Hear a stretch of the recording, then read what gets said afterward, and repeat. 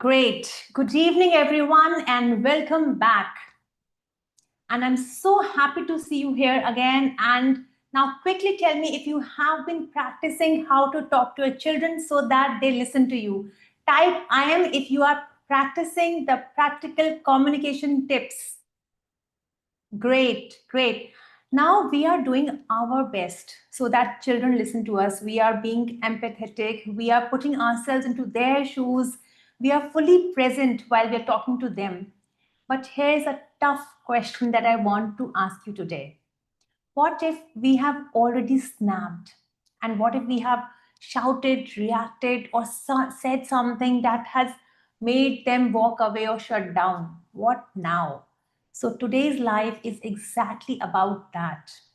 So if you have ever snapped at your child, raised your voice, said something in frustration that you did not mean, let me tell you, you are not a bad parent. You are certainly not a bad parent. You are just a human parent. Okay. And I have done it too. Despite being a parenting coach, despite knowing all the tools, I have had evenings where I have lost my patience. Of course, with practice and self awareness, we can bring down the frequency of snapping, and we will. But today, I will be talking to you about this incredible, powerful skill that every parent needs to learn, which is repair. Okay, it's not just saying sorry, not just an apology and moving ahead. Repair is much more than that. Repair is rebuilding the trust, the bond with your child. It's going back to the moment where we disconnected and rebuilding the bridge, because it's very, very, very important. Parents, it's very easy sometimes, that you, for any reason, we'll be discussing all those reasons. For any reason, we have snapped at our children. But now what? We cannot leave it at that. We have to again patch up. And how we do that is very, very important. So let's first of all try to understand why do we snap. Because once we understand that reason, it's very easy. It becomes a little easy, not very easy, but a little easy for us to go back and make that repair, right? So let's try to first of all understand why do we snap at our own kids. So there are basically four reasons why we snap at our kids. First is our own personal reasons. We are overloaded with work. We had a very long day at work. We are exhausted, or we did not have a good conversation with the boss, or the appraisal that was due is not coming our way, or the maids did not turn up. It could be anything. We are sitting on the edge to be triggered. And our child, they are the soft targets for our impulsive moods. It's a harsh reality. We hate ourselves for that, but we are not able to do much about it. Many times it happens, right? So, first reason could be personal reasons. Second, expectations. We have a lot of high expectations from our children. It's not always unrealistic expectations. We know that our children are capable of meeting those expectations, but it's just that we have high expectations. We are expecting them to know certain things, and that leads us to snap at them. For example, he should have known it by himself, or you should know what to do. You are such a grown up girl. Can't you even do this much? We want them to behave like mini adults, to be responsible, calm, organized, emotionally mature. So our expectations are leading us to snap at them. Reason number three, when our authority is threatened, we want to regain our control. We think that we cannot let this go, because then the children might become, too demanding or too pampered, or they might do the wrong things if we become too light with them. Sometimes we say, just, don't talk to me like that. You know, it's basically a fear of losing control. We don't want to do that, especially when we see our kids growing and coming to that age, right? And reason number four, we react out to our fear. Okay, when I say react to our fear, what really happens? So this is very important to understand, because what happens is that we are sometimes fearful inside that if our child is not going to study hard, he might fail, or he might not come first in the class, or he'll turn out to be irresponsible, or we are not going doing our job good at as parents, so many things. But how this fear is expressed, it comes out in the form of anger, loud, reactive anger, because it's easier shown than vulnerability. It's easier for parents to show that we are angry with you rather than showing that we are inside afraid that you might not do well. And that's why that fear is taking the form of anger. It's We also sometimes don't realize when that's happening within us, and it happens with a lot of responsible parents who are doing a lot to bring up their kids in the best way, and still when the kids do a small thing also, they feel that aren't we doing enough, and what have I done wrong for the child to behave like this, for the child to do like this? What stone have I left unturned in his upbringing that he's behaving like this, not being serious about his studies and all of that? Sometimes we give so much freedom and then we feel that still the child has hidden from us things. Why has he done that? You know, so there could be various circumstances, but basically it's our fear which is taking the form of anger. So there are basically these four reasons. There could be various other reasons, but primarily why we snap at our kids is personal reasons, high expectations, when our authority we feel is threatened, or reacting to our fear. So we have to look at what is our reason. And for you to remember these four reasons, I've given it an acronym which we'll do at the last. Till then, now let's start to understand that understanding what causes you to snap can be very important, right? Now, this will make your repair work easy. So, why it's important to repair? See, we can't just say sorry and move ahead, because you have broken trust, you have broken emotional connection, as in not you, but it has gotten broken because of a situation.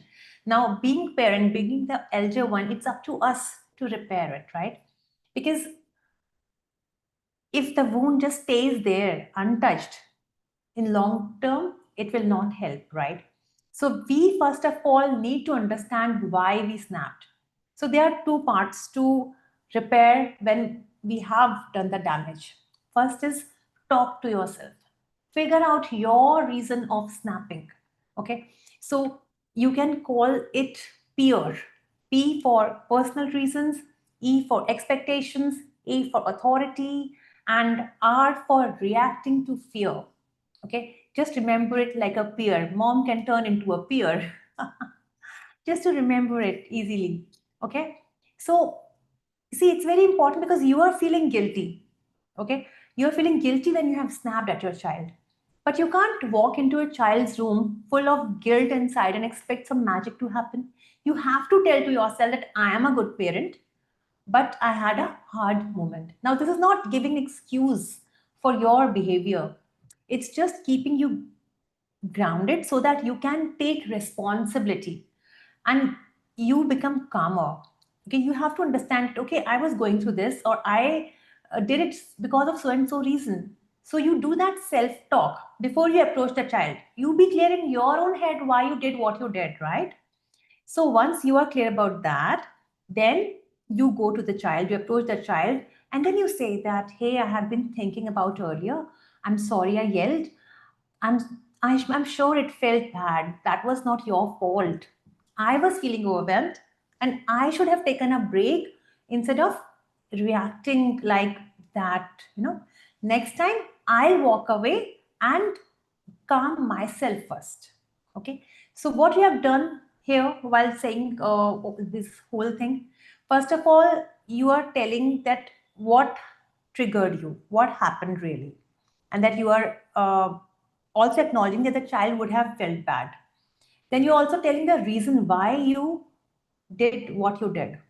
And then you're also telling him that what would you change next time, right? So it's a three-step thing that you are communicating to the child for him to understand this, right?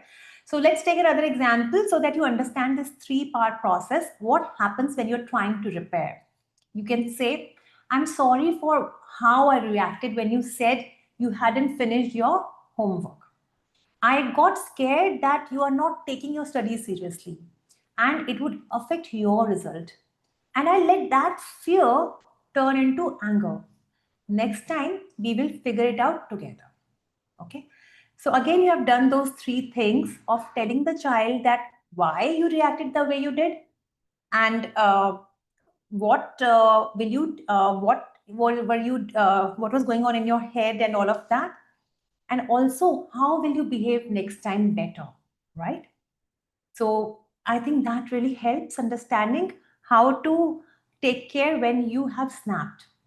Now, certain things that we should never say while trying to do a repair, because it's something very, very common. I thought I must bring it out because parents will typically fall into this trap of trying to repair, but damaging even further. I have done it myself many times, and I can, if you talk to my kids, they would say that yes, she keeps doing that. But I have seen now that it really, really hurts the children much more. So this is something that I have learned very hard when it has taken me a lot of time. But this is something that I want to share with you so that you are alert of not using these particular sentences. So, for example, I'm sorry I shouted, but you were being very irritating. Okay. Or I wouldn't have yelled if you had listened the first time.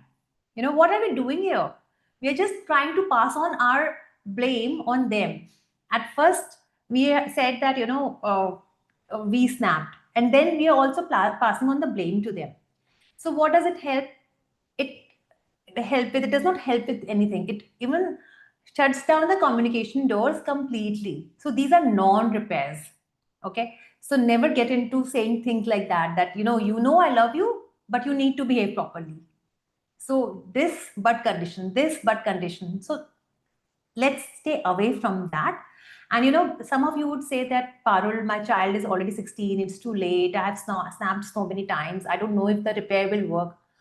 Let me say with complete honesty, it is never too late. Even if your child is older, even if the damage feels deep, even one heartfelt repair can shift the child's story. Okay. So, parents, please start your repair work today. Think of one moment recently where you snapped. Go to your child. Don't just say sorry, but do a complete repair, just the way we learned right now. Okay. And I hope that will really help you in long run with your children. And we'll meet again tomorrow, same time, 9:15 p.m. with another parenting insight that brings you closer to your child. Until then, keep practicing, keep showing up, and remember, your child does not need a perfect parent. They just need a parent who is willing to reconnect, right?